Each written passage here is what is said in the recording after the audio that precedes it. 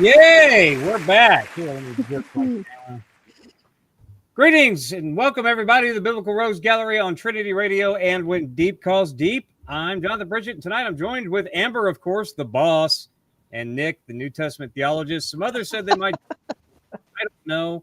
I don't care. I hope they do, but if they don't, we can manage because we always do. Tonight's a fun night. We're getting into Romans chapter 14, which is, I'm glad, Nick, you're with us because you are a pastor, and this gets into pastoral ministry stuff, like heavy. And the reason why, we had talked about doing all of chapter 14, but I realized with this week heavy on the judgy stuff, and then next week's going to mention wine and drinking. I figured that's going to be a whole derailment. We decided to split 14 into two parts. We'll do chapter 15 in 3 parts, and then we'll do 16 in 2 parts, which leaves after tonight 6 more episodes of the book of Romans, and then we'll have to think of what we're going to do next. Maybe we'll put a poll out on Trinity Radio. Anybody have any thoughts on the panel? What do you guys think? What's next? Well, we need something that's going to get clicks outside of Romans 9. Mm-hmm. So I'm wondering if we do James, or actually we could do Jude. Nice short one. Nothing contested in Jude. Although Pritchett, I think we should do 1st and 2nd Peter. Throw you a bone. Yeah, I'm for that. Amber, you want to stump for Leviticus? Just go straight through Leviticus. I'm not sure that would be very popular on Trinity Radio. It goes over well on like my channel where people are Old Testament nerds, but I think it would be kind of fun to go through some Christian ethics and some controversial passages and kind of talk about those. That'd be kind of fun. Yeah, I think Leviticus would be awesome. I think 1st and 2nd Chronicle, like I want to see, nobody would watch it, but they need to, because I know that like 1st Chronicles is nothing but names for a few chapters. Mm-hmm. We can make it awesome. Because there's I would so be down for Chronicles. That's a book that a lot of people ignore. Dang, that would be fun. Yeah. Every name is a story. Not every name, but a lot of those names are whole stories you have to go over. Mm-hmm.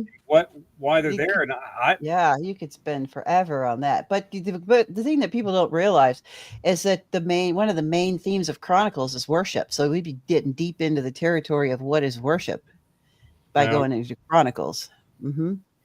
But we still have 6 more weeks of Roman. I'm always for either James or 1st and 2nd Peter. I started a personal 1st Peter thing like 7 years ago. And never got. Don't you have a book you're working on about Peter too? No, I haven't worked on that in years, but it's still sitting on my hard drive here. I mean, I still have it. Well, but those who care, this is nothing too intense. This is just my orange mead that I made. Yeah.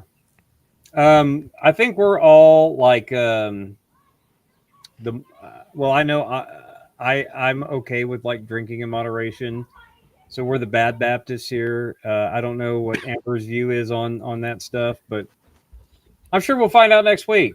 Don't tell anybody what you believe about it until we start talking about drinking wine. Yeah, I won't tell anyone, Richard. Don't worry about it. Down. I learned it from you. That's an Arkansas thing. That is not an Arkansas thing. Yeah, that's Little Rock, Arkansas. Yeah, if anyone is curious what I'm drinking during the show, Big K soda from. I don't even get this at Kroger though. We have a Rulers, which is a Kroger outlet. We don't even have a real Kroger here. They just sell Kroger stuff. See, I know what's in this because I made it myself. You don't even know what's in that. I don't care what's in this. There's numbers in the ingredients list, Bridget. Because I used to drink Diet Citrus Drop, which was the best soda on the planet, and then they stopped making it, and they started making 0 sugar Citrus Drop, which doesn't taste the same. And so, boo, Kroger. But hey, Pritchett, how are your chickens doing while we're here? Right. Wow. Wait. More importantly, we have Alex joining us. Alex, yay! We got another person, so we're not all like this on the screen. Pastors are showing up with pastor stuff. Hi, Alex. I'm Amber. I don't think we've gotten to be on Rogues Gallery together yet. I don't think so. Good to meet you. Religion pursuit of truth. Say again? Channel. Oh, relentless pursuit of purpose. Purpose. Thank you. Sorry. Yes. Wrong word. Relentless But true. pursuit of purpose.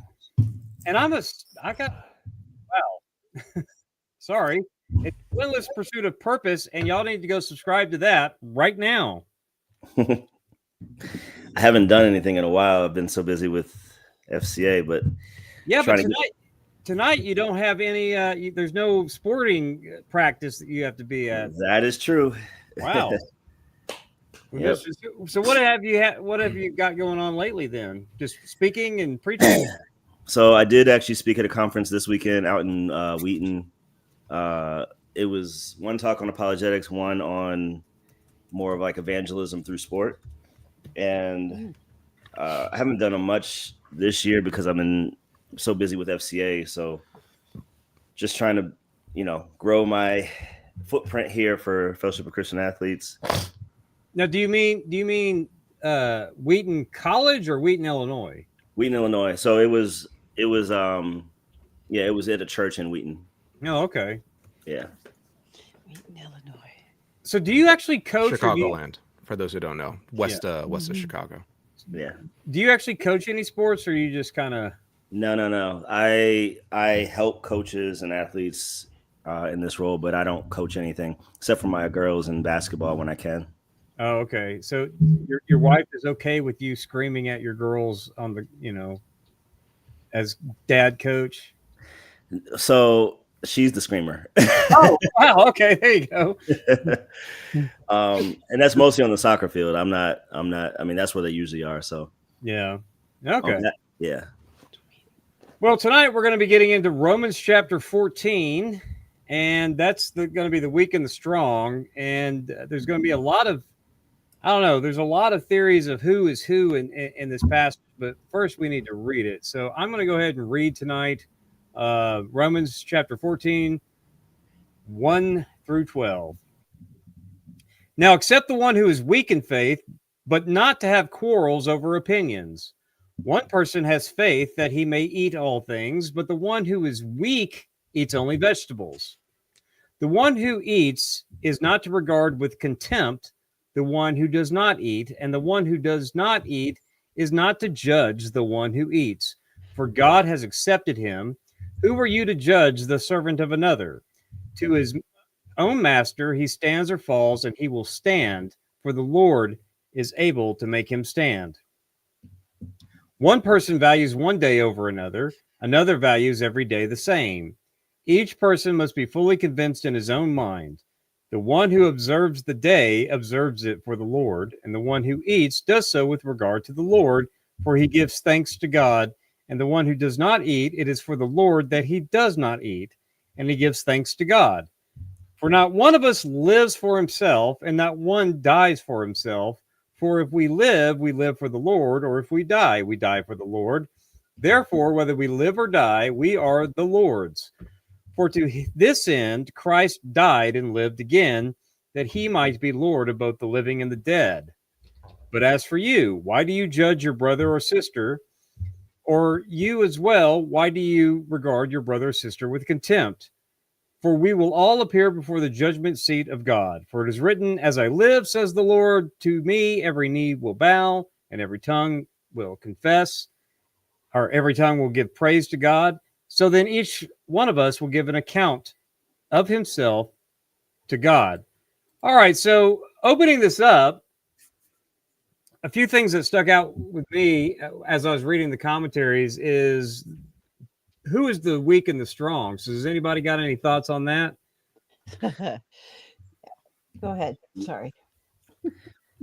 Well, I heard it explained in this way, that not weak in the sense of physical. I think that's fairly agreed upon. But I think that the general go-to is like a lesser or immature Christian, which is one way. But I think it's also weak in certain areas. And so if somebody is former alcoholic, they could be strong Christian for years, but they're weak in that area, then they hopefully they can acknowledge they're weak in that area, and others can acknowledge that even though they're strong in that area, they don't want to hurt their brother or sister who's weak in that area.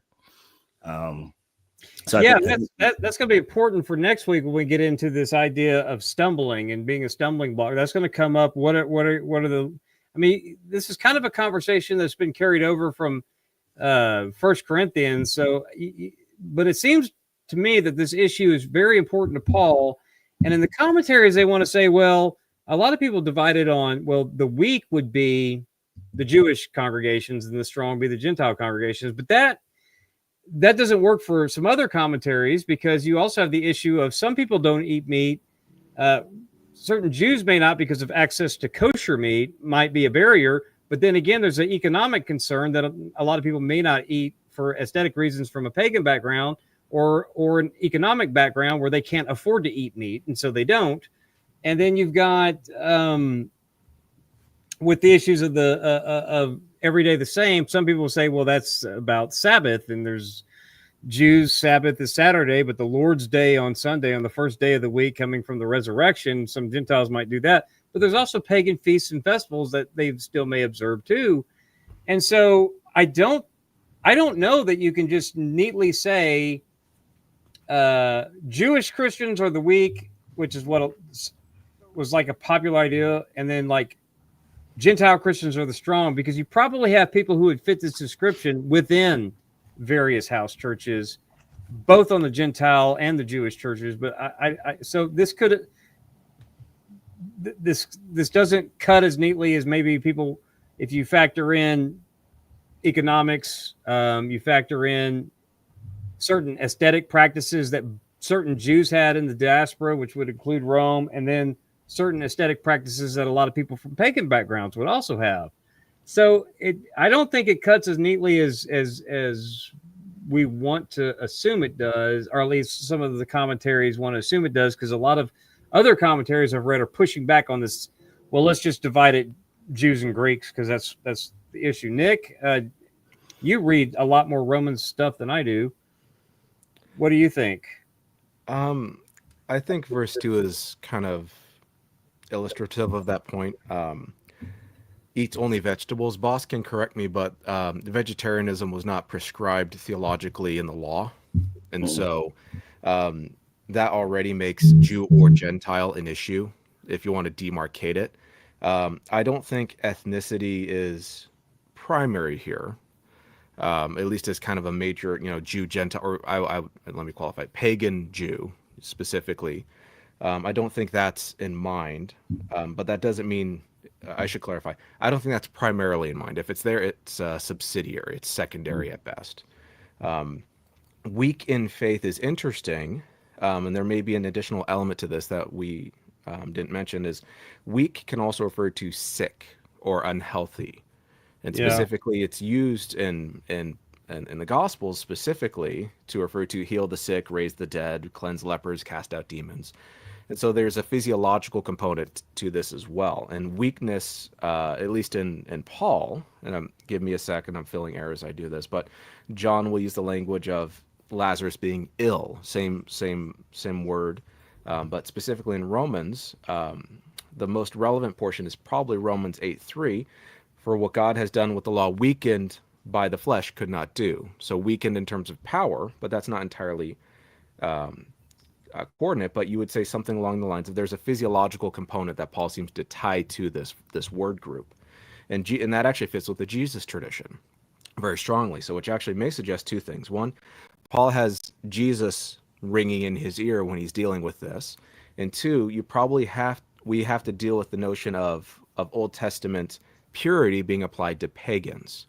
So it's not just about apostle having the freedom to do as you want to do, but we now have to deal with the issue of if it's a person who's weak in faith in terms of power or subjection or something like that, that's different than the person whose faith is sick or impoverished even, or unhealthy, not in a moral sense per se, but there is that component. And that actually fits very nicely with, say, 1 John and other epistles, where the Christians, we often assume people will say baby Christian. And it's like, well, they're not baby Christians, but you can have an immature or unwise Christian. And I'm using Christian as a catch-all term, so forgive me on that. But I think the language of contempt in verse 3, or despise, depending on how you render that, does seem to suggest there is a sort of identitarianism at play, but also the notion of sickness, a la, say, like 1 Corinthians 8-11, where idolatry and meat sacrifice to idols and food in that sense might actually be an additional command. So just to wrap up, you've got potential, again, and I'm not arguing assurance, but potential idolatry and economics tied up in that, and the food. You have the nature of sickness, so you might say the person who is sick in faith, or has faith, but it's a sick faith, not in a morally sense, but in a, weakened, oppressed state. And also, and that actually is compounded by the welcoming language or acceptance language, proslambano, right? To welcome in, that's a cultural or social cultural term. So you take those two things together, I think we're not talking pagan versus Jew, but I don't think Paul has had that directly in mind. Paul's trying to argue about what the expectations are and about purity. And he makes purity more than about pagan or Jew. It's far more interesting than that. And I realize I've said a lot, so I apologize, but those are things I have kind of. The weak in faith is obviously an epitaph that's probably used by those that consider themselves the powerful, strong ones. But Bridget, wouldn't we just say like James 2? The rich lord it over others, the rich sit at the table, and the rich do this, and there's no money for folks. And Horace both use that term for weak in a not in a deficiency kind of way, not necessarily like deficiency morally or deficiency physically, because those are two different things. Not physically. I mean, they would be using. I mean, it does mean like in a literal sense physical, but using it weak in faith is trying to apply a deficiency or substandard pairing to their faith, like their faith is metaphorically sick, like it's deficient. And so Paul seems to want to use this epitaph, weak in faith, not because he agrees with it, but because he wants to address those who are using this term themselves of their opponents. And what's interesting is that Lacana, that's translated vegetables, it's really more of just like leafy green garden stuff, which is not, I mean, like if even in Mediterranean first century non-meat eaters, they still, I mean, that doesn't prohibit grains or fruits or anything else. Yeah, we're not talking about white people who live in LA who we're not talking about like modern day vegans. So what's interesting is when in verse 2, well, let's go ahead and get into that, because in verse 2, and while you guys are talking about that real quick, I think it further highlights, Paul's not shy ever about calling out Gentiles. He's never shy about even calling out Jews. And so I think it is more broad here because he's not specifically doing that. He did that in, every chapter before this pretty much. And so now he's laid his case and he's saying, okay, so now that you guys understand the framework and the foundation for our faith, this is how we get along. This is how we're supposed to act towards one another. Yeah, because I think he's already done the theological heavy lifting to unite Jewish and Gentile churches. And now I think the focus is more internally into certain problems that are within various households. And so I don't think you can say, these Gentile churches just simply think that, no, because you're going to have these kind of people in every church. Some you think have, and I think that's borne out. I hate to get all Wesleyan, but that's borne out by those of us who bring in personal experience along with tradition and reason, in addition to scripture, that in our experience, we have this kind of stuff in churches. Amber, you wanted to say something real quick? Yeah, I think we need to back up a little bit and just talk about the context of sacrifice in the ancient Near East first, before we get too far into this, to understand what it is, the background of what we're dealing with here. So a lot of people, when they come into this, you've got, if they understand it or are familiar with the Old Testament at all, we're thinking about it in the Judaic context, which is very different from the rest of the ancient Near East. Most of the rest of the ancient Near East is using these sacrifices as a way to try to beg favor from their deities. And so they are offering these to try to get favor, to earn a cessation of chaos, basically. So they're offering multiple sacrifices to multiple gods, creating these deals, trying to obligate the god's favor to them by offering these things, and that is a gateway to the opposite of holiness that we see. It's the so it is in that context, in that way, we can look at that as gateways to the demonic. So that's what is happening with these pagan sacrifices. They are trying to fill themselves, and with idols that are on these altars and things.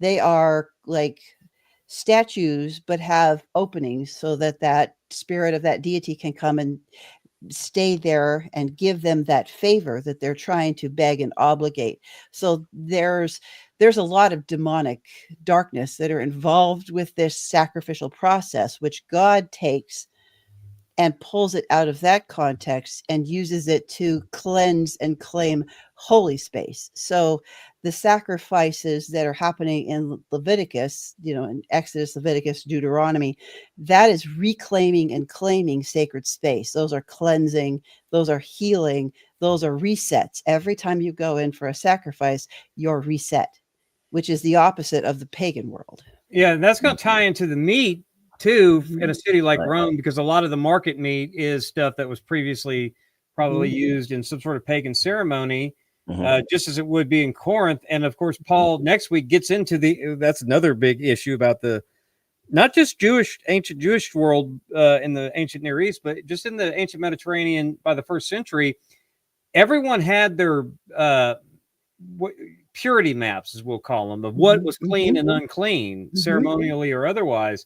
And so that language comes up next. That's going to be next week. Going to have to focus heavily on that, because food is tied to that. It's not just because we want to think of, well, in the Old Testament, we know certain animals were viewed as off limits or whatever for unclean. It had nothing really to do with health issues. It had to do with boundary issues more than anything.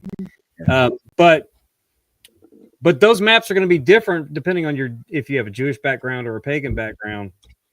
And even within paganism, it's not like everyone had the same ideas about various temple cults and various gods that the pagans, even in a cosmopolitan city like Rome, you're going to have a bunch of different people ascribing to different kind of gods for different kind of reasons that you mentioned. They're making appeals for, less chaos and more what we, grace or benefaction or, a better harvest or whatever. So a lot of this stuff, right.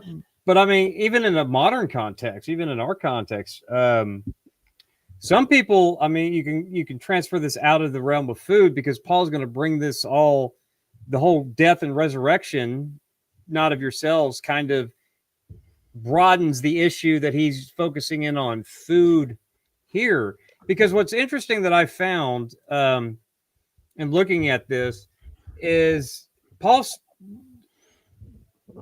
opening salvo, his thesis was, accept the person who's weak in faith and don't quarrel over your opinions about these matters. And that's kind of like already broadening it out besides what he hones in on. And in verse 2, he exaggerates. I mean, this is a book that's talked about faith as the ground of justification for Jew and Gentile alike. And now he's bringing in faith, tying it to the faith to eat and the faith to not eat, and judging and contempt, a lot of honor language. But he exaggerates this idea of faith, and the eating of the strong and weak. Strong is all things. He doesn't even just say certain animals. He says, I mean, literally all things, which is kind of an overstatement of what the kind of meat that they probably eat. Because he's saying anything edible. I mean, it's all things. And then when he talks about the weak, that lacana is just basically just leafy vegetables, has nothing to do with grains, fruits, or whatever. And so it seems like, I think Paul's using these terms that exaggerates eat anything, just literally, I mean, maybe not people, but just basically, anything edible. And then there's other people that are only eating out of the garden or whatever. And so I think Paul's strategy here is he's exaggerating the issue between the weak and the strong, so that he's not singling out anybody in particular, but he can make his general principle wherever you are on that spectrum between eating only something out of your backyard garden that's got green on it, or eating literally anything, including rodents or whatever else that you can find, get your mouth on and cook over a fire. Yeah. So I think he's blowing these two terms, about meat and vegetables. I mean, he starts off in verse 2, kind of sets the stage of not really applying to everyone who can fall within a spectrum, as opposed to like literally describing there's one group of people that will shove anything in their mouth that they want, and then other people that will only eat particular green things. So Well, I think outside of our context, this doesn't make as much sense. So, like, I have a brother who's Haitian, who is adopted, and we've been to Haiti before. And there, when you're dealing with voodoo, and you go to the market and you're going to go buy chicken, there you have to keep track of who's selling meat that was used in a voodoo ritual and who wasn't, because there is an element of demonic residue left in meat that was sacrificed in a voodoo ritual. So this is very much an actual problem for them. Like, is this food going to be tainted or not? There's a story in, I can't remember, somewhere in church history, where it comes with now they have this during Lent they use this grain stuff that they eat, and it's a story from this period of time just after the New Testament was written, where a marketplace, someone took and tainted all of the food with blood that was sacrificed to a different god, and because they were trying to taint the Christians by making them eat this animal, sacrificed blood on the food that they were eating. And so somebody who has become a saint in the tradition now had a vision which stalls had clean food and which ones didn't. And so they were able to, by living off this this wheat stuff. I can't remember. I just read it the other day too. It's terrible. But so, there's a very much an issue of this issue being tainting your holiness. So it matters what you put in, what you ingest yourself, whether it's food or whatever. We'll get into that later. But this is a big problem, more than just Jew Gentile. This has to do with your holiness and them understanding as a vessel of God, containing the image of God and containing, the Holy Spirit. It matters what you ingest. You don't want to be bringing in all kinds of demonic whatnots into your cleansed temple. Sure, as long as unless you're someone who thinks, well, that's not real. We know that there's only but one God. I mean, Paul talks about that in 1 Corinthians. He addresses that issue. We know that those idols aren't a thing in the world and all of that, and some people can eat. And, but I think here, I like the pastoral approach, because it seems like someone who can, we gloss over the all things, but I mean, literally, Paul's tone here is that you have this faith that you could just eat whatever versus just eat leafy things. And I think what it does is it kind of encapsulates this entire spectrum, so that wherever you fall on it, you can actually relate to this. Mm-hmm. Because some people may fall into that category. Well, they'll eat meat, but if some meat's been used in some sort of voodoo religion and stuff, somebody may abstain from that one, even if they're not abstaining from meat in general. And then other people just abstain from meat altogether. Maybe it's for aesthetic reasons, maybe it's for financial reasons or whatever.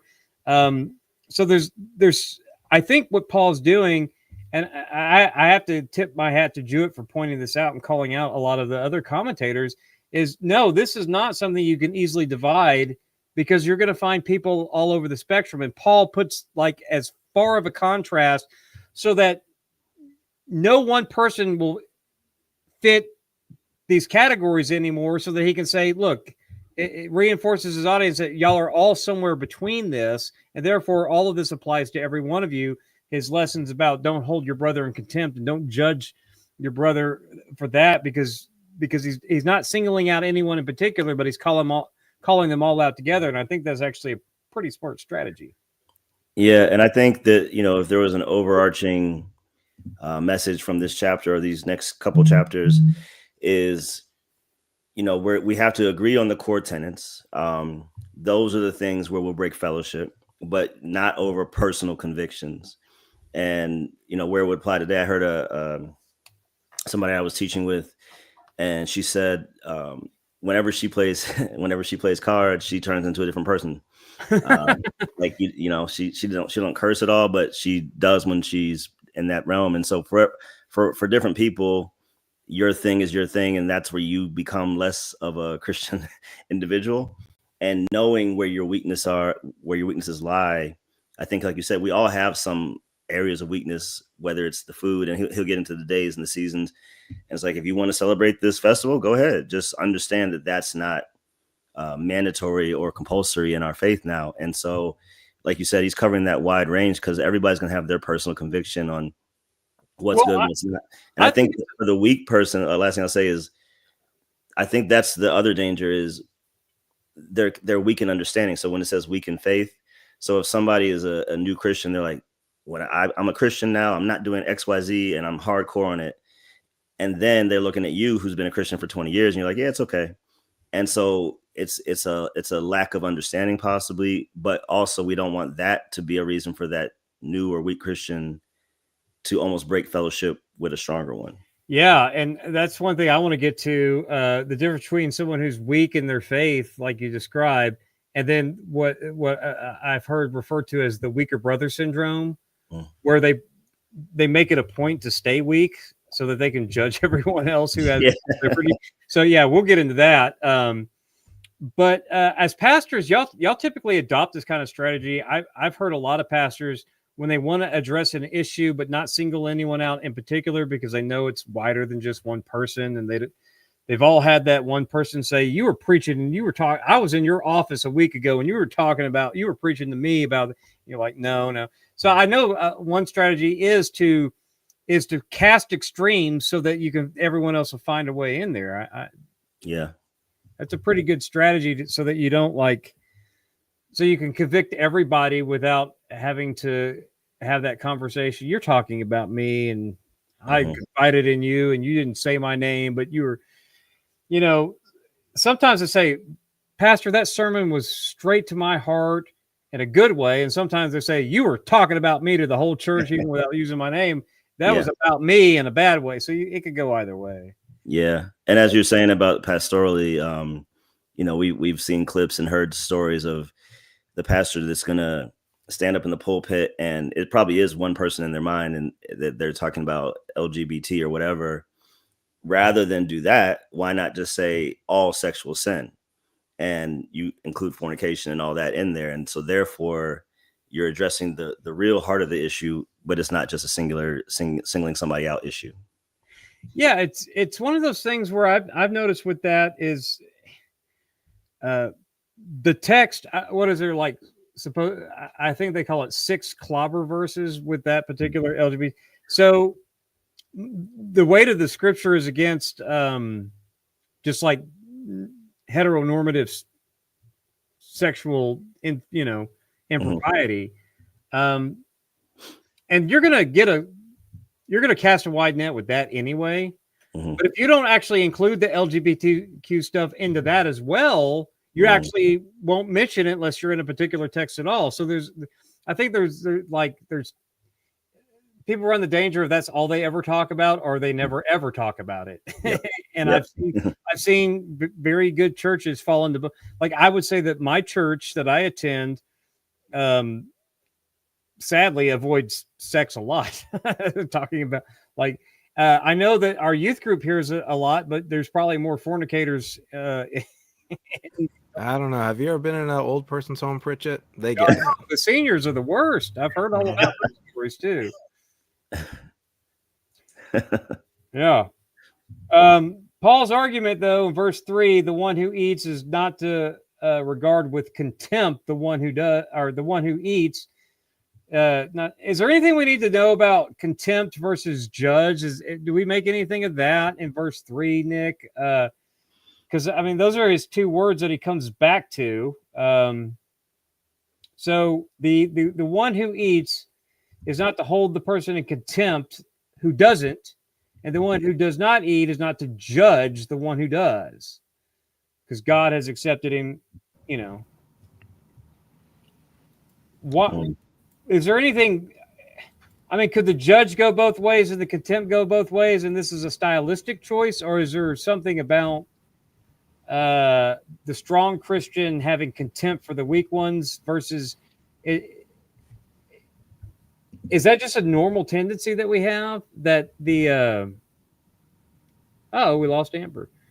Is it that is that like a normal tendency where the stronger believers will hold in contempt the weaker ones, and then the weaker ones will typically be the ones who are judgmental towards, or is this could either go both ways? I mean, if you're telling me I can't have steak because you got a problem, you might catch a word or two, or at least a little side eye. Some contempt there, yeah. But I mean, despise or hold in contempt or ridicule. There is a sort of idea of to maybe ethically disregard, and so you're kind of shunting or shunning them, diminutizing them, dehumanizing them. And do not judge is probably a little more different. It'd be something more along the lines of overtly condemn, so to speak. So there is this sense of kind of, if you want to gloss it, don't roll your eyes at them, and don't spit in their food. Well, I actually think you could be judgmental towards the weaker ones as well, but I do think that he's onto something here, because I think, having been a Christian for 31 years now, I sense that I'm more likely to have contempt for weaker Christians than I am going to be necessarily judgmental. Especially when I've seen you eye roll me. Just no, I'm just saying.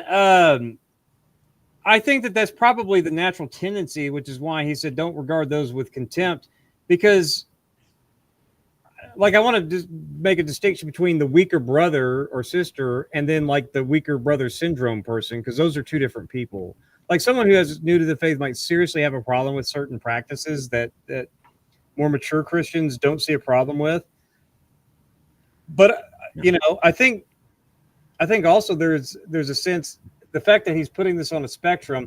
I don't think if you get to where is it? There's a later verse.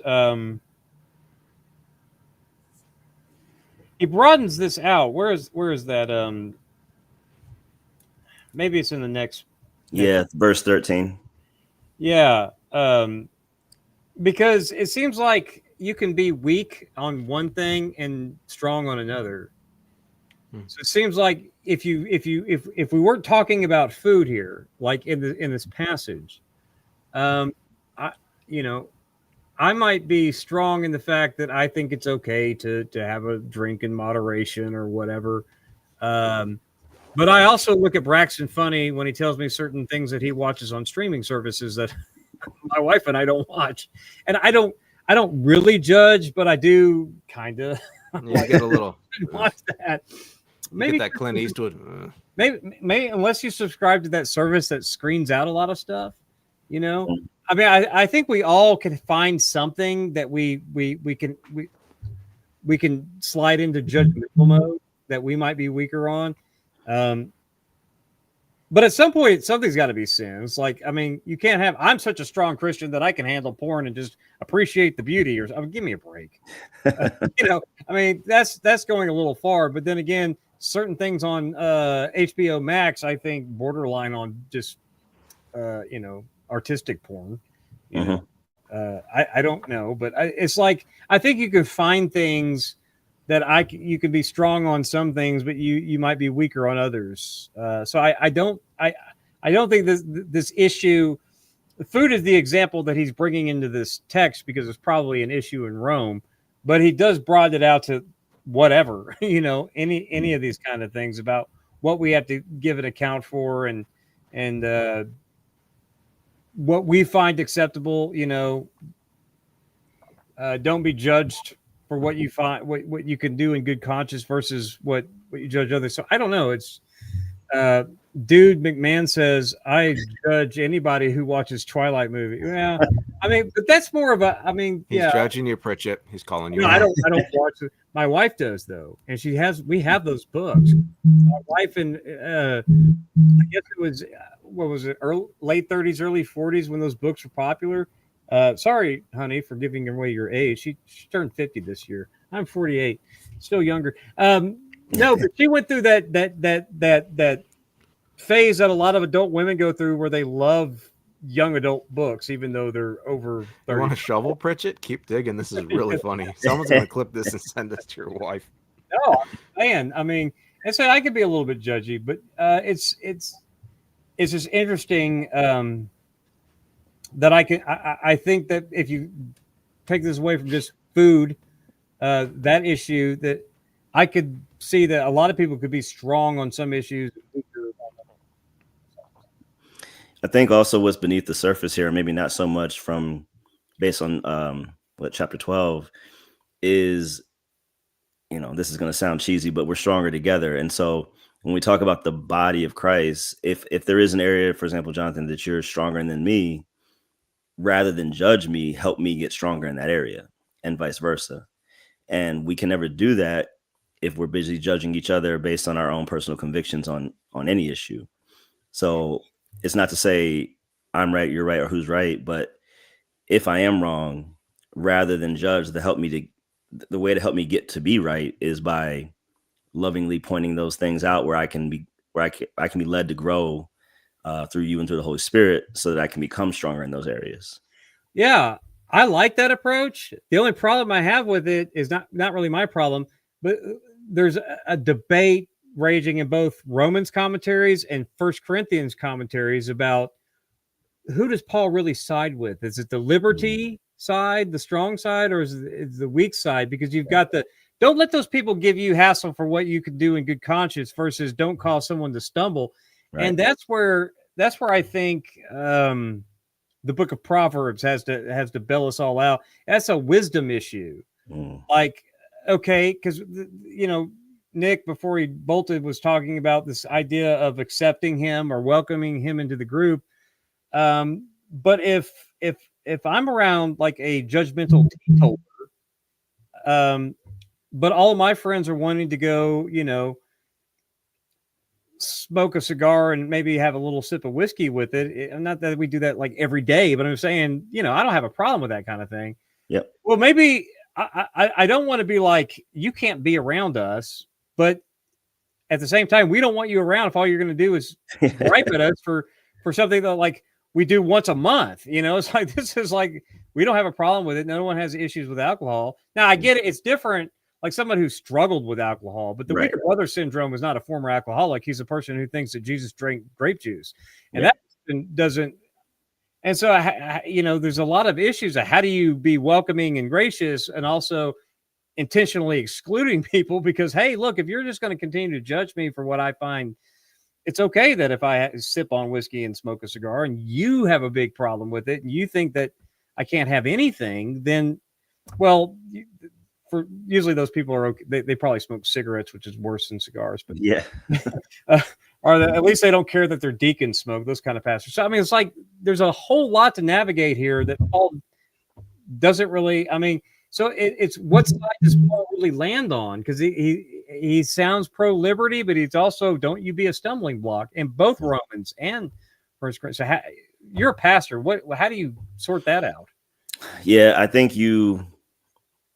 this is where the stronger can get in trouble too, because we can sometimes take our liberty too far and it is a problem. And then we're not willing to be called out on that. So, and then even when we are, it's probably being called out on the entire issue, not just on an instance or on going too far. So hey, you don't need to re-pour that glass kind of thing versus, that might not be as big of a deal as, hey, you're doing this every day and you're drinking pretty heavy. Right. And then that's where you take the liberty too far, and that guy has a point to call you out. Right. Absolutely. Yeah. So that's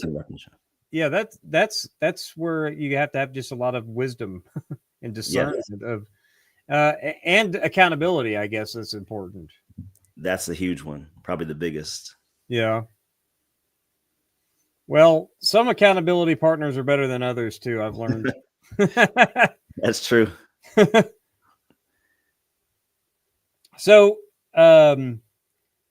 verse 3 with the contempt and judging, I mean, it seems like that's pretty straightforward. In verse 4, he says, who are you to, he asks us back to the diatribe thing, who are you to judge the servant of another?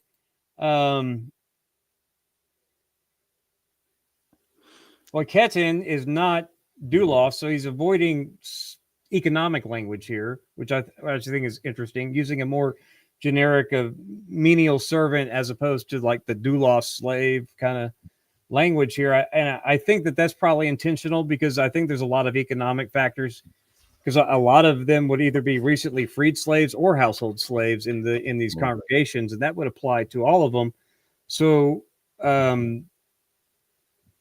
he's avoiding that language, but he's kind of reducing everybody, because the who are you to judge, that seems to be echoing the language that would fit more the one who does not eat. So that would be like more towards the weaker brother, I think. To his own master he stands or falls, and he will stand. For the Lord is able to make him stand. So it's kind of, I guess it could be more broad if you use contempt and judge as interchangeable, but I don't know that. Or this could be pointed, who are you to judge, you weaker in faith people? It's kind of, I don't know. It's it's one of those things about Paul that I never know how to go, because he's hard to understand. Yeah, and I think, but maybe that's partially intentional to your earlier point that, you know, there's plenty of times where Paul's very clear. You know, do not do this, do this.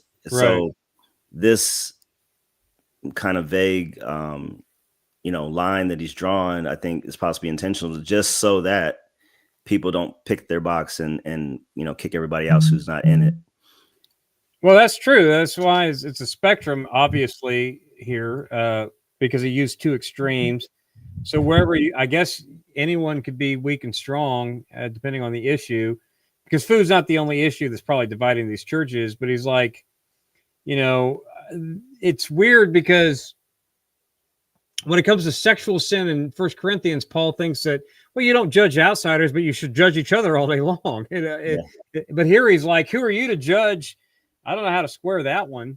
I guess it's on the adiaphora matters, because I guess sexual sin is not like matters of indifference for believers, whereas eating and drinking and holy days and all that, which we'll get to, because he brings that in. So he opens that up even a little bit more. So I guess this issue is don't judge on matters of indifference. Yeah, and maybe this, I don't know if this helps, but the word judge is a couple verses above is krino. Yeah. And in the lexicon, it says to pronounce an opinion concerning right or wrong. So this is almost, you're the judge, jury, not necessarily executioner, but you've determined this ruling is final on this person and what they're doing based on what you say. And I think he's obviously wanting us to stop short of making that kind of declaration. Well, yeah, because he's going to go on. This section's closed out by giving your account to God, because we're all going to be judged by God. You know, the judgment seat of God is the one that matters. And so kind of hinting at that early on in verse 4 is like, well, the Lord is able to make him stand, because that no matter where you are on a socioeconomic scale, at least in the Greco-Roman world, if the Lord is the ultimate master, no matter where you are in the household, you know, so that's the one who's going to hold him up. And so if God has accepted him, verse 3, then who are you to pass matters on these? And I guess the hard part for the probably then as now is what matters are matters of indifferent and what aren't, whether it's food, drink, theological perspectives on eschatology or soteriology or whatever. I mean, where do you know, politics? Huh? Politics. Oh yeah, politics. In the church. You got to vote for around for going to hell. I had that fight with this channel with my good friend Tim about that. You can go watch that episode. We had a lot of fun. He's my homie, but we didn't agree on that. We went at it for about an hour and a half. But yeah, it's like there's all of these issues, and you got to find out what's central, what's not, because in one sense, we're not to judge one another on those things, but in another sense, on those clear things, clearly Paul in 1 Corinthians tells us to judge, not outsiders, but those within the church. You know, stemming from a sexual issue with a guy and his father's wife and all of that is like, even the pagans think that that's too far. So, I mean, it's a challenge, I think. And I think it's one that we haven't, not we as a, but I think we Christians in general, especially in America, have not thought. I mean, look at Christian Twitter. It's a cesspool of hate, and, infighting and all that. Yeah. And so it's like, we haven't thought these things. Like the theology nerds will say, well, I mean, Trinity, Nicene Creed, Apostles' Creed, all that. But then other people will go, no, all that. I mean, some people make the age of the earth like, if you're a old earth creationist, or even someone like me who doesn't even care, it's like, no, you have to be literal 6 day, 10 to 50,000 years, or you're not a Christian. I mean, just Calvinists sometimes think non-Calvinists are just heretics consigned to the flames. And where do you draw those lines? Yeah, I think we have to have a good understanding of the core tenets, the things that are non-negotiable. Like if somebody says to me, I'm a Christian, but I don't believe in the deity of Christ, then I'm sorry, you're just not, you're not in the club, so to speak. But the things that are outside of that, especially things that are not leading to or leading others to sin, they can be secondary, tertiary type issues, or maybe not even issues at all, just personal opinions, personal convictions. But I think, like you said earlier, it takes wisdom to know the difference between what those things might be. I mean, I think the things we can easily identify is like deity of Christ, what do you believe about the Trinity and those types of things, salvation, not in terms of when but just that we will be saved, that he's coming back, all those types of things. But outside of that, there is a lot of gray area. And I think for me, when I walk with, quote unquote, weaker brothers or sisters, it's not a judgment per se for me. It's more of a recognition, like, okay, this is where they are. That's where they are. It doesn't mean I agree with it. It doesn't mean I condone it. It just means I know that's the starting point from which I and they can grow. And I think if we approach it like that at the outset, we'll have less judging. And I think that other part you mentioned is important, that we're going to be judged ourselves. So, it doesn't mean we don't judge. It just means we should be more cautious. Yeah, and how we judge, and cautious of how we like. So Paul's strategy, I think your strategy sounds like, when you talk about walking alongside the weaker, Paul's that I'm going to be all things to all people. So there's certain things I'm not going to do around certain people because where they are at. That you may or may not. I mean, you don't have to give me your personal you don't have to tell anybody what you extent of your liberty. I feel weird telling people I have an occasional glass of whiskey and cigars, but somebody's got to bite the bullet here, and nobody watches this anyway. But I mean, it's like, I do have a couple of little things that I know some people would disapprove of. Yeah.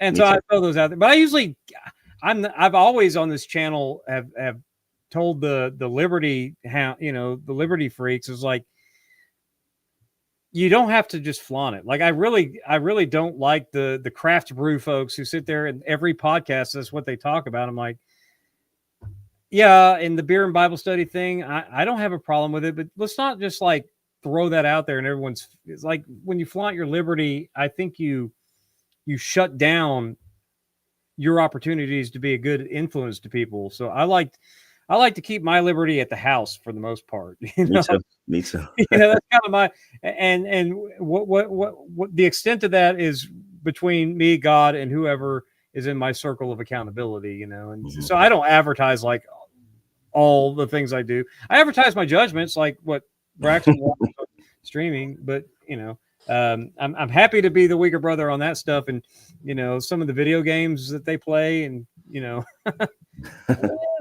but I'm probably just being an old grump more than anything. But I like that approach, because that's the maturity of Paul. The all things to all people. I'm going to walk alongside them, which, I mean, God bless you if you can. I mean, I think the pastor has to, though. Yeah.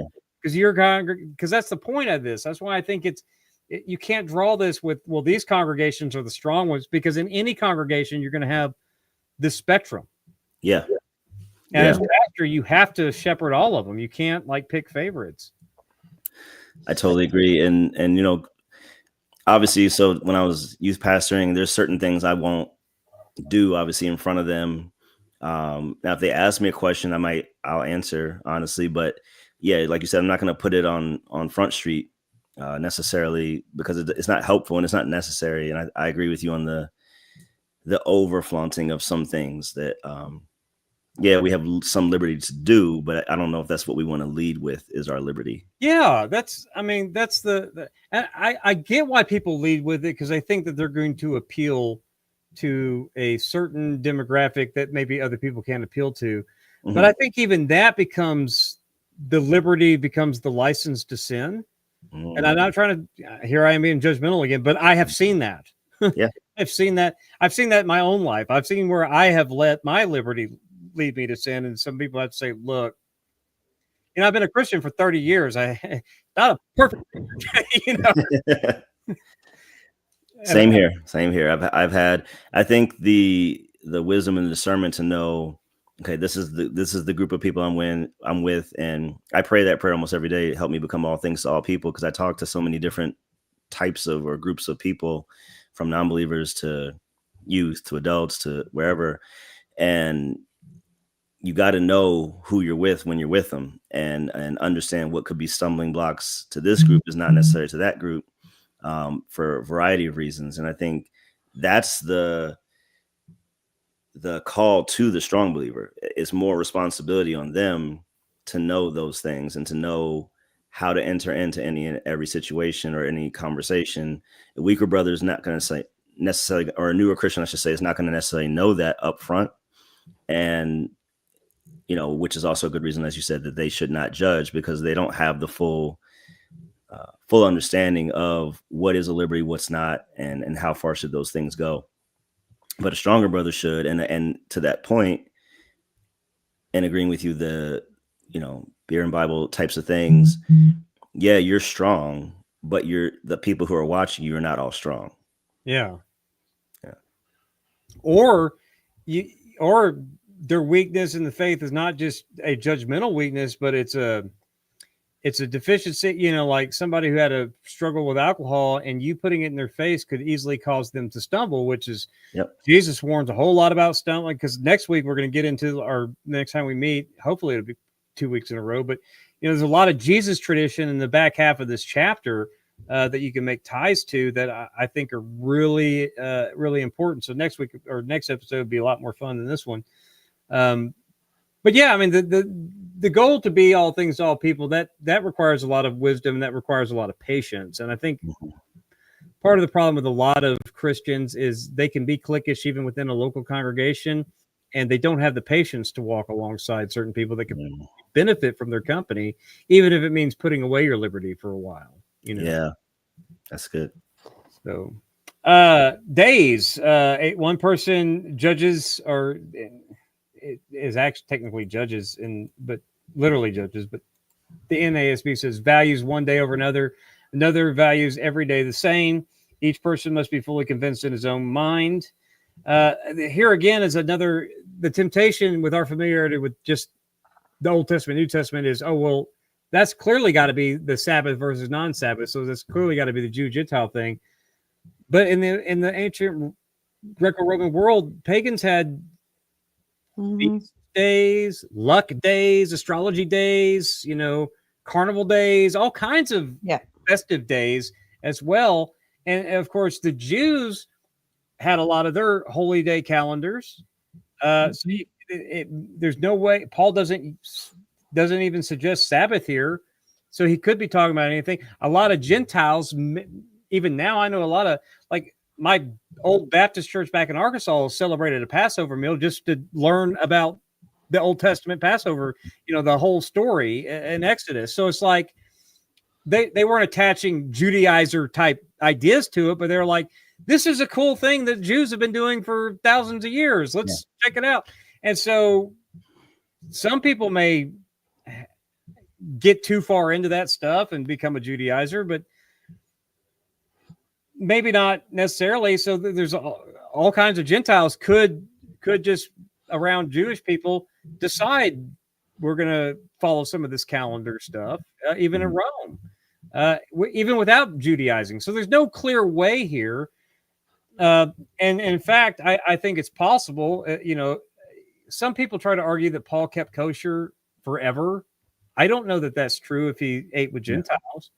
I actually would, if he becomes all things to all people, I think that means he might not have ate kosher all the time. I don't know for sure, but the arguments have not persuaded me that he just remained kosher. Right. I agree with you. And I think even when he calls out Peter in Galatians 2, at the dinner table, basically, there was, different types of food there, I'm guessing. Where he got up from the Jew table to go to the Gentile table or vice versa. I think you're right. I think we don't know for sure, obviously, but I think Paul had more wisdom in that area, depending on who he's with, even where we see sometimes where he says we don't need to do these Jewish rituals or customs. But then was it in Acts 21 or even with Timothy, he's like, go do this, shave your head. Get circumcised. So, right. All right, Timothy, we're getting out the night. Well, that's conversation. And James dragged Paul to the temple and he was sacrificing animals. Right. Started a riot anyway. I mean, it didn't help. But it was like Paul does literally try to be all things. But I mean, food was such the feast, even the church eating together was such a big deal. Like we think communion is our cracker and the wine, but I mean, they really did it up, it was a love feast. And that was a big deal. And the reason why I don't think Paul kept kosher is if eating is the central thing and he tries to be all things to all people, what other way besides food could that have been referring to? Because they didn't do much else. Right. It's not like, we're going to still go to the pagan temple. They weren't doing. So what else could it have been? Right. That he was like the Gentiles to be with the Gentiles if eating was not like the main thing. So I think that Paul was probably not following kosher because food seems to be something he comes back to. It was what he griped at Peter at Antioch about, that mentioned in Galatians 2. And there's no other. What else? I mean, not temple prostitution, because he said you can't do that anymore. Right. So what else was he doing besides table worship? Yeah, that's a good point. Yeah. So I've never heard a convincing argument that he became like them in what other respect? I wouldn't know if food wasn't the main thing. Right. Without sacrificing any theology, I think that could be the only thing left. Yeah. So, I mean, and he's got this both here and in 1 Corinthians, he's got that attitude of, it's almost as if he doesn't want to deal with this, at least with the eating stuff. Yeah. And then with the holy days he's like, he sets up this argument. He's like, the one who observes the day, he observes it to the Lord. Great. The one who eats, he does it with regard to the Lord, and he gives thanks, which is like a prayer of thanksgiving for the food. And the one who does not eat, he does that for the Lord, and he does not eat. Well, great. He gives thanks to God for not eating, let it be. I mean, it sounds like everyone's doing this stuff for the Lord because God has accepted both the weak and the strong.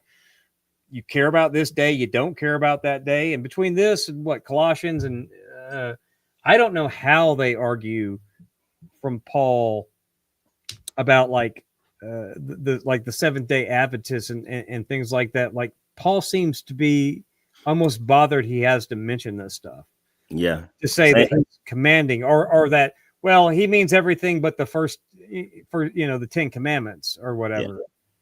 Yeah. Same thing with they got a lot of issues. But Hebrew Israelites, it's big on keeping certain feasts and festivals and certain things that really don't apply to us anymore. But that's what they're making that's what they're camping out on.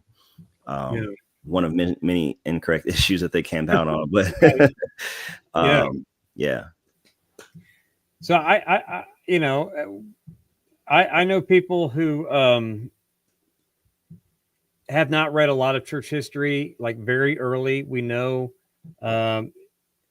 some Jews still kept the Jewish Sabbath Saturdays, or sundown Friday to sundown Saturday. We know that a lot of Gentile Christians are meeting on the first day of the week, which would have been Sunday, which is why we carry that tradition today, unless you're like Messianic Jews. They don't. But I know a lot of other Christians who are not even Messianic Jews that think that we should do a Sabbath simply because of that. But I don't know how you get through what Paul's saying about, I think that's weak and strong, because I'm like, I actually don't have contempt for people who want a Saturday. I don't care, right? But I know that they have a very judgmental attitude towards me for on Sunday. That's a good point. So that's an issue that remains today. This verse 6 about who observes the day. It doesn't matter what day it is.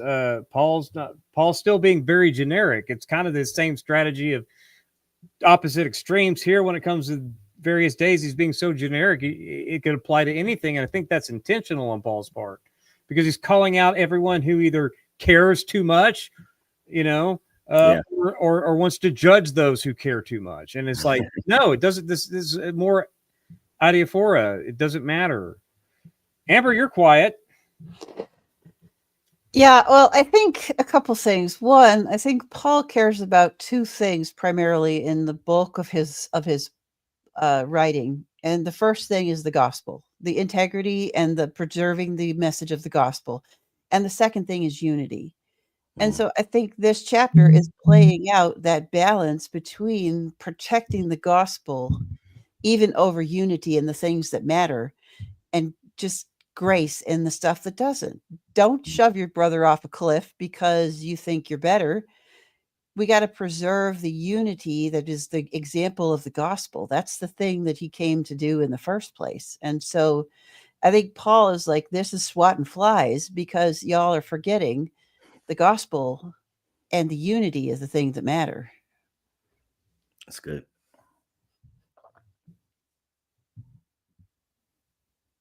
Sorry, I was muted. Section 12 starts all about the unity thing, right? That's his primary, because I mean he's trying to get these churches all together, and it seemed to have a lot of problems. I mean, one of the things that people often forget when you're dealing with Romans is that Paul is still writing an occasional letter, right? There's really things going. It's not a systematic theology that's just generic and it just happened to be to Rome. I mean, there's really things in Rome that all of this stuff, not just the chapters 12 and following, but like the first 11 matter to Rome too. And I think, well, oh, go ahead. I think too that he knows these letters are going to get circulated. So a problem in Rome is a problem in Corinth, is a problem in Ephesus, is a problem in Galatia. He's just addressing specific issues to this. Okay, this church, you have this problem, but you all need to keep this in mind. It's like, so it's not, it's to an audience, or for an audience, but not to an audience. So it's like, a problem. It's like, it's sort of the argument that you hear about, like, did they steal the law when they wrote Torah from Egypt and Babylon or whatever? Well, a stolen ox is a stolen ox is a stolen ox, no matter where it is. It's the same problem. You just, it doesn't, that's the part that quibbling about doesn't really matter. The part that matters is, are you, as those who are pulled out as the light of Christ, embarrassing Christ and yourselves by ruining the gospel, by ruining your unity? That's, I think, all the way around, because all these letters are going to circulate, and he knew it. That's what matters. Okay, you get this letter, focus on this. You get this letter, those of you who are struggling with this, focus on this. And it's targeted toward the issue that's going to circulate through all the churches, not necessarily location dependent. I think it's issue dependent that circulates all the way around. Our friend Jamie is calling us all out. He says that's because Romans 13 came and he says, keep the 10 commandments. He did not actually list anything in the first table and didn't list everything in the second table either in chapter 13. So I'm not sure about that. As far as the Sabbath wasn't changed to Sunday, Jesus' arrest. Well, the Sabbath actually was changed to Sunday, as far as like later tradition goes, because we know that even as early as the first century, people were worshiping on the first day of the week because of the resurrection Sunday. Yeah, I don't know about that, and I don't know that Paul would care. There's a principle of the Sabbath, and Paul doesn't seem to care what day it is, but I agree with you that Jesus is our Sabbath rest. That's he says that in the Gospels. He will give us rest. There's a syllogism in verses 7 through 9 that Paul sets up, which is why I think he broadens out the eating and drinking and the various days that you think are holy, because the syllogism goes, for not one of us lives for himself, and not one dies for himself. For if we live for the Lord, or if we die, we die for the Lord. Therefore, whether we live or die, we are the Lord's. And it is to this end that Christ died and lived again, that he might be Lord of both the living, or the dead, and of the living. Interesting fun fact here is the reference to Christ died and lived again reverses a lot of expectations, because usually with the Caesars, their biographies are constructed that he lived and then he died. And Paul's kind of reversing. Christ died and then he lived again, and so that he's living now. He's the Lord of both the dead and the living, which means even the dead are not beyond his rule and his reign. And so in life or death, we all belong to the Lord. And that kind of cements his argument about why you should not judge those for certain days, or hold in contempt others who don't eat meat, and all of this stuff, because it goes back to the master will help you stand. And then he furthers that line, appealing to the very gospel of the death and resurrection of Christ is what God is Lord over. So all of these other matters fall within that, if life and death fall within that, That seems to be his argument.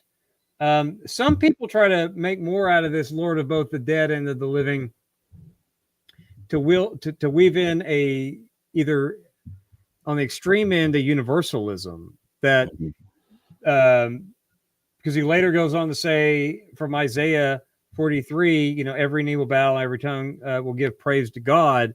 He's like, well, he's the Lord of the dead, and they're all going to give praise too. So at least, if not a hypothetical universalism, even a post, and they run certain texts in Second Peter they get wrong.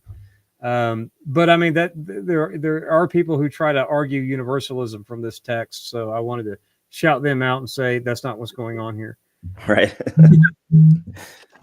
All Paul's argument is that because Christ has died and resurrected, both life and death are within his lordship, which he will sort out at judgment day for the dead, because everyone's going to give an account at the judgment seat of God. But I don't think that there's any hope here for either universalism or post-mortem evangelism. I know a lot of people have hope for that, though. But I just don't see it. Yeah, I don't see it either. But I also think the reason they have or want to have hope in that is, everybody likes second chances. And if I don't get it right here, hopefully I can get it right after here. Unfortunately, that's just not the way it works. And I think obviously, I'm sure you guys have talked about, there's a beautiful progression in Paul's writing in Romans. And obviously you covered chapter 10 already. So he's identified, no, this is the way to be saved. This is why you need to be saved, the whole Romans road thing. And now that you understand those things, let's talk about the kind of nuance that's embedded in the life of the believer and how to do that well, so that we can maintain, as she was saying, that Amber was saying, that we can maintain that unity that Jesus prayed for in John 17. Well, there is the issue like the post-mortem evangelism, some people say, when Jesus went to go preach to the spirits in prison, I think they misunderstand that. I understand that text as a victory lap to the evildoers, but I know the question is pertinent for a lot of people with regard to the unevangelized, or what about everyone who was not evangelized prior to the coming of Christ, before Christ's incarnation? What about the pagan nations that the Jews are supposed to be a light to? And so I understand why people lean that way. I'm not convinced by the readings of those texts, but I don't actually exclude the possibility of the unevangelized. I think I like what William Lane Craig says. People are judged on the basis of the revelation they had, not revelation they didn't have. But even there, I don't know how much hope I would have in success of that, because most people love their sin. So I don't know, but I understand the concern there. But I just don't see universalism or even post-mortem evangelism convincing. Yeah. Maybe, but I give it like a 3% chance of being. I'm not gonna say no because I don't know what God does, but I only give because you get weird stuff, man. Paul talks about the baptism of the dead. What was that about? No commentary knows what that was about. So who knows?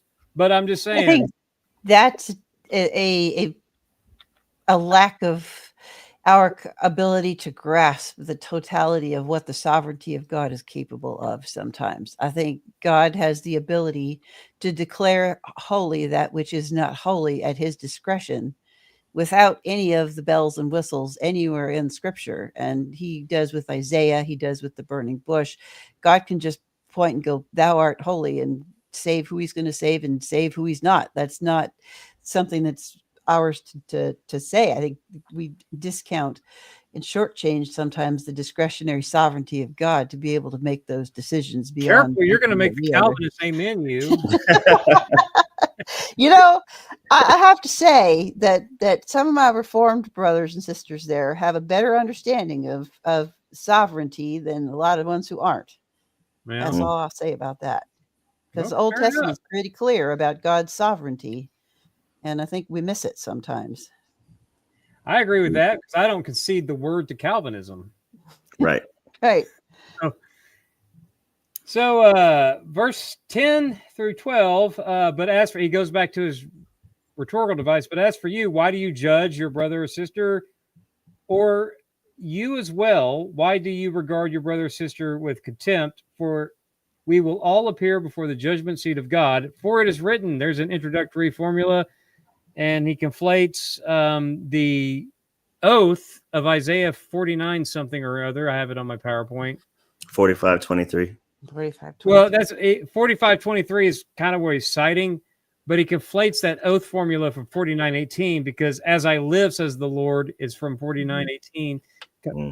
But yeah, 45:23 is the bulk of this text. To me, every knee will bow and every tongue will give praise to God. That's the bulk of it's from 45:23, like you said. So that's kind of his scriptural proof text for the fact that we will all appear for the judgment seat of Christ. And what's interesting about this reminder is he uses the word judge a lot throughout this entire section, but then he hammers home this point about Christ's lordship with, reminding believers that they're going to appear before the judgment seat of Christ. So then his concluding remark is we're all going to give an account to God over these kinds of things. Right. Now, Paul does like to talk about final judgment. He introduced this idea in chapter 2. He talks about it in 1 Corinthians and other letters as well. But he loves to remind the church about this.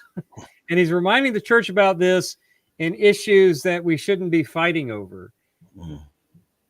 That's, the people, he says nothing here about rewards. So you have to import that from other scriptures. This sounds scary to me. I was going to say the same thing. This sounds scary. Well, and I think we need to go back again to the Old Testament context, because what Torah and what judgment was supposed to do was to pull those out, to cause them to change direction so that they could be brought back in.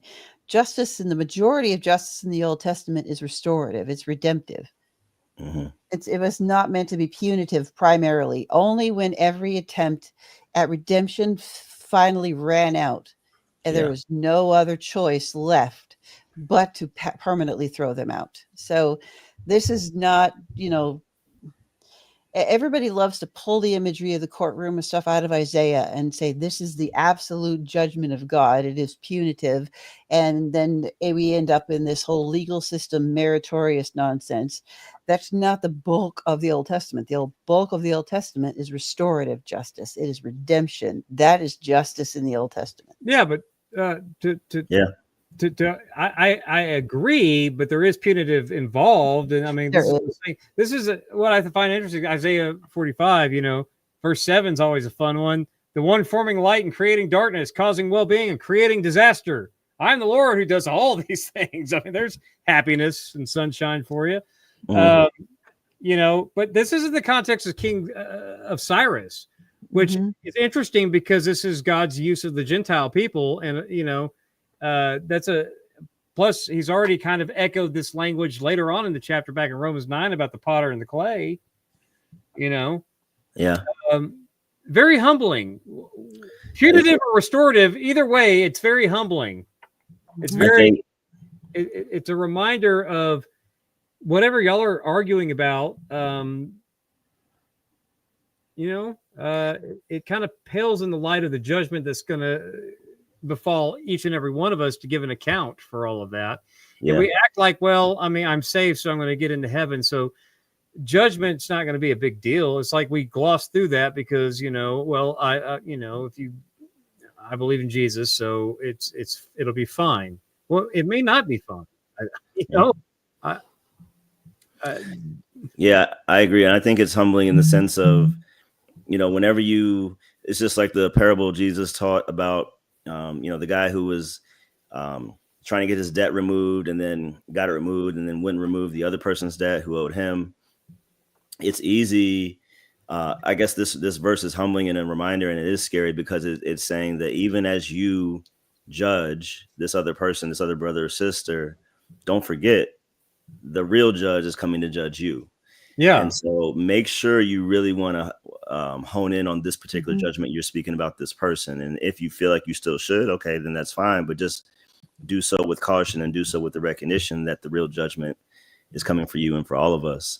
But I think one more thing in verse, at the beginning of verse 10, it says, but why do you judge? So I think that's the best way to frame how to have hopefully better wisdom in this situation, because if somebody really believes X out alcohol, never, not in any situation, why do you believe that? And if they're going to be honest with themselves, they'll have to get to the conclusion of why they really believe that.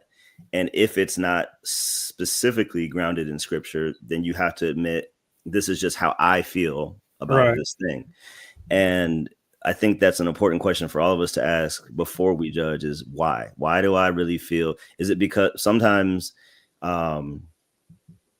because of something I've done in the past or something I struggled with in the past, I look down, like you said, Jonathan, about I'm the weaker brother in that situation. I'm looking down on all of you because I can't do it anymore. Right. You see what I'm saying? Like I'm not allowed to do that anymore in my own convictions. And that's the why. The why is not Jesus. And so if the why is not Jesus, it's you. And it doesn't mean you're wrong. It just means you have to recognize and be honest about that's your why. It's not because Jesus said thou shalt not. It's because you said thou shalt not. Right. And that's kind of one of the things that comes with next week's passage is about the better way of dealing with this as matter of conscience as opposed to matter of judgment or even contempt. Because, I mean, and it's easy to think of examples of judging other believers for certain things that they have liberty for. The flip side of that is also having contempt, and I think I'm easier on the falling prey to having contempt for certain Christians that I consider pharisaical. And one of the reasons why is some of the people I think are coming from, that's part of the problem, is that some of the people that may look down on me for certain liberties that I have, I actually believe they are coming from a good place where they want what's best for me, and they find out I engage in, whatever glass of whiskey or something. And that I have less contempt for than someone that I think ought to know better. You've been a Christian as long as I have, but you just think that all alcohol is of the devil, and you want to judge me for it, and then try to say, well, I heard Pritchett does this on a podcast, so you should listen to him because alcohol is, he's probably, if he drinks once a month, he's lying. He's a drunk, right? That's kind of they say you just want to justify you drink in moderation. People want to. I've had that argument because I was a Southern Baptist for decades, so I've had those arguments, and it's easy to have contempt for them because they're the kind of people that say, don't let them judge you for what you think is acceptable, And so that's I don't think that person would even be remotely tempted to stumble if we were out to dinner and I ordered a beer. He's never going to stumble with wine because he thinks I'm evil for it. Right. And that's the perpetual weaker brother syndrome that I'm talking about, that people want to be professional weaker brethren so that they can curb everyone's liberty. I mean, there's entire YouTube channels dedicated to being the weaker brother on whatever issue you want to name. Yeah. I think the whole point is you don't want to judge yourself right out of grace. I think that's the whole point. Yeah. Well, yeah, I mean, that's Matthew 7. I mean, it's like the second you fail to live up to your own standard, people are going to come after you because that was your canon. That was your measure. Yep. And they're going to come after you. And that makes Paul, persecuted. I mean, he puts out like, I was the worst person ever. So it's hard to say, once you've done as many bad things as Paul has, you put it all out there. It's like, well, what are you going to, how are you going to get on to Paul about something minor? It's like, so maybe I should put all my liberties out there. I have a very, very boring life. I think the worst thing I did was, I think my premium hand rolled cigar and whiskey habit that's every now and then, because I enjoy it. It's fun. You don't inhale cigars, they're for flavor. But yeah, I mean, I have such a low tolerance that I have to actually not overdo it. But like, I'm not going to give that up because I have no reason to. But I know somebody out there disapproves, right? Yeah.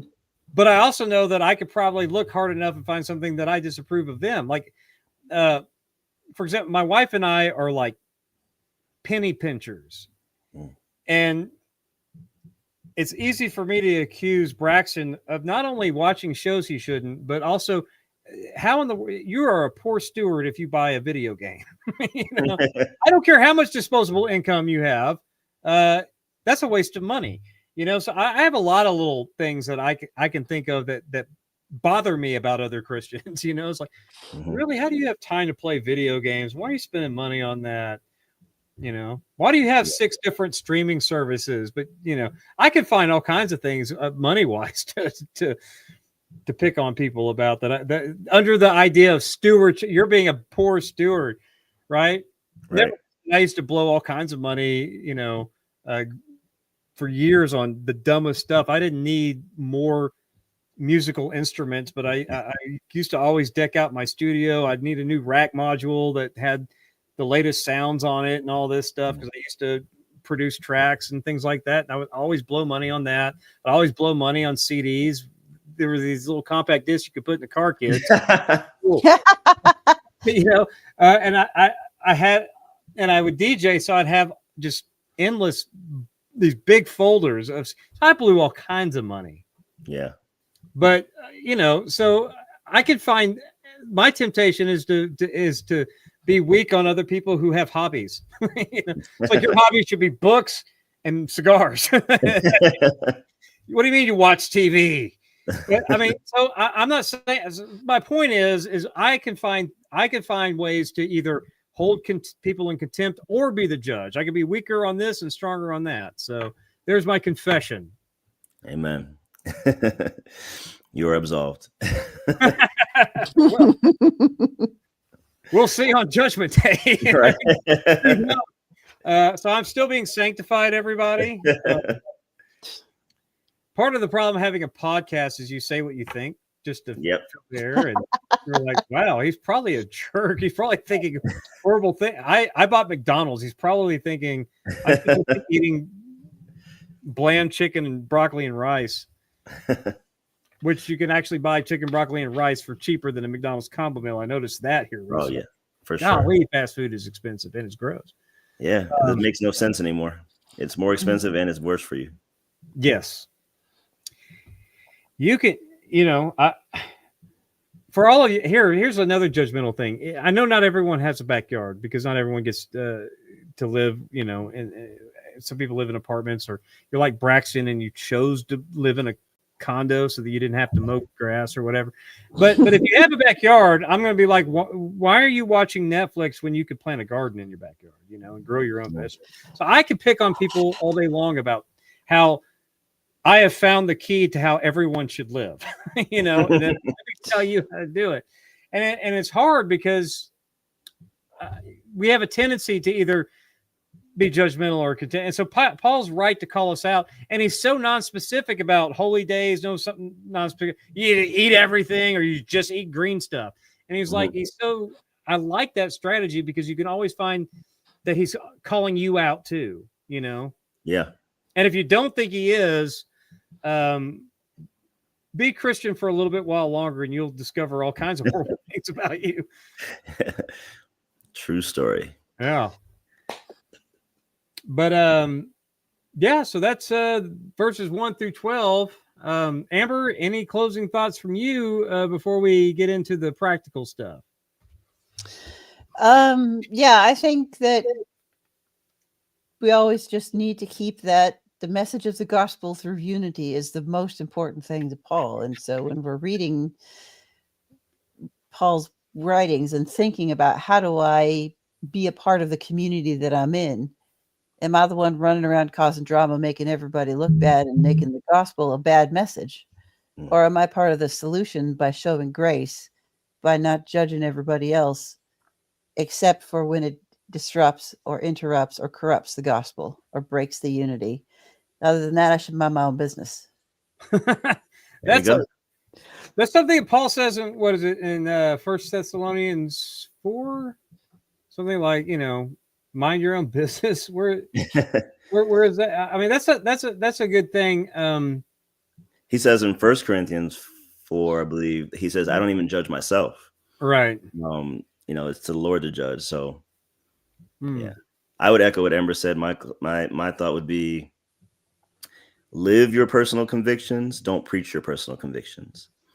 But would you preach that? See, that's why I'm glad I have a pastor on here, because one of the things I wanted to ask you is, you're preaching on this text. What are you preaching when you preach on this text? Because are you preaching to divide people into categories, or more like you're all going to fall into one or the other? How would you preach this text? Exactly like that. Exactly, basically like we did tonight, and same thing with the end of Romans 1 when he names 23 sins in one breath, and 24 if you count a few verses before that. Yeah. And I always tell people, like, you're in here somewhere, find your sin, and it's not even an exhaustive list. So there is no person obviously without sin or fault or need to grow, but some of those things are sin issues and some of those are personal convictions. And so I would say, kind of just what you said, that all of us are included in this passage. Either you eat all things, and that can go another way too. Sometimes we eat too many of all things, right? So there's that. And then there's those who, for their own conviction, want to just be vegan or vegetarian or whatever the case is. That's fine too. But to both groups, the message is still the same, that we are united or should be. And we're united around one central message, which is the gospel. And as long as we remember that, I won't say everything goes. I'll just say we can discuss in a healthy way our personal convictions, and we might move the needle forward or backwards for someone else, or they may do that for us, but we're going to see each other in heaven. Yeah, that's kind of where I would go too. I would say that one of the things that Christians get bagged on by non-Christians just from an apologetics thing is, how come y'all don't agree on all of this stuff? Part of it, yeah. But I think that that's a feature of Christianity rather than a bug. Yeah. Because the challenge before us is the unity in the gospel. And it is to mortify sin on an individual level, but it's also to hold each other accountable so that others don't fall into sin. Right. And so I actually don't have a problem with the fact that we have a variety of different views. And I know Catholics like to say, oh, yeah, 50,000 denominations. Yeah, but, Catholicism, the dirty little secret they don't tell you is that they have 50,000 different opinions within Catholics, one parish to the next, and within a parish, you might as well be different denominations. And you've got various, it's like, and they've got their liberal wing too. They're and with Islam. Yeah, Islam too. They're all like that. So it's like being Protestant. It's not really the end all be all, because you can find various opinions in all kinds of traditions. But again, I think as long as you unite around the death and resurrection of Jesus and recognize his lordship and the fact that we're all going to end up being judged by him, and hopefully because he is our Lord, that you will survive that judgment. But make sure you're growing in sanctification, because that's the telltale sign that you will survive that judgment. Because it's a good thing to remind Christians, I use that as the community of believers, the church, there may be not converted or on their way out people, apostates that are future apostates in the group, or never were saved people in the group as well, because it's the community of Christ. And in that, you can't count on everyone being a believer. I've known people who went to church for years that got saved, after being in church for 15 years, and one day the Spirit spoke to. So, the judgment thing, you can have assurance that you'll survive it, but it's always good to be reminded that it's coming for you too, because you have to give it an account. And just because you might escape judgment day as if by fire for some people, like Paul says in 1 Corinthians, be careful. Take stock in what you're doing. And I have to remind myself these things, Yep, me too. Yeah. All right. Well, relentless pursuit of purpose. What is coming up on your channel, since you haven't been doing anything lately? Yeah. So I am working on, I'll probably do some tonight. There was an article I read on Christian Gnosticism, which is an oxymoronic term, which is essentially what I'm going to outline in the video. So that's coming up soon. But you know what the good thing is? If people are watching this and have not subscribed to your channel yet and are going to go do it, open up another window and your whatever, go subscribe to your channel, is that you have a back catalog of videos they've never seen. True. And I don't know why this is. If you subscribe to a new channel, like if you're watching from When Deep Calls Deep, if you're watching from Amber's channel and you like Trinity Radio, we have so many other videos. You don't have to wait for the next new one. Heck, all our best days are behind us. Those videos are we've been around since 2017. Our back catalog's better than our current catalog. So go watch that.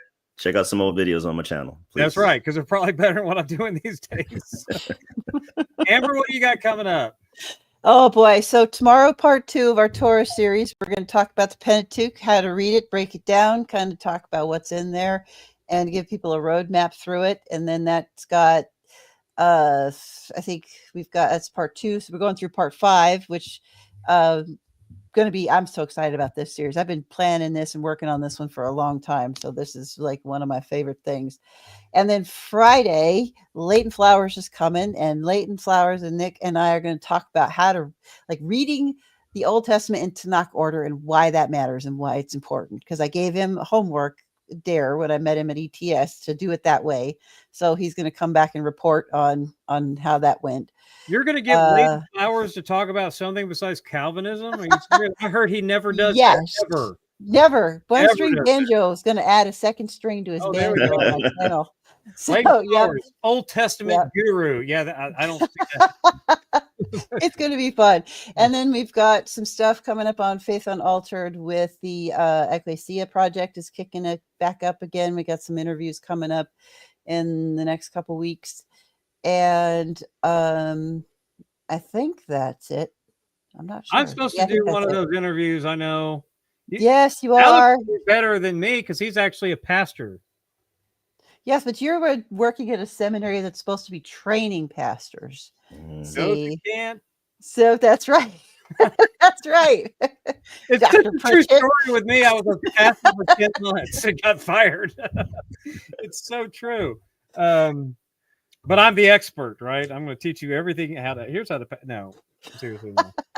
No. All right. So when deep calls deep and relentless pursuit of purpose, go subscribe to those channels and subscribe to Trinity Radio if you haven't. And next time we'll be doing the rest of Romans chapter 14, hopefully next week, but you know how we are. And with that, we'll see you next time. God bless everybody. All right.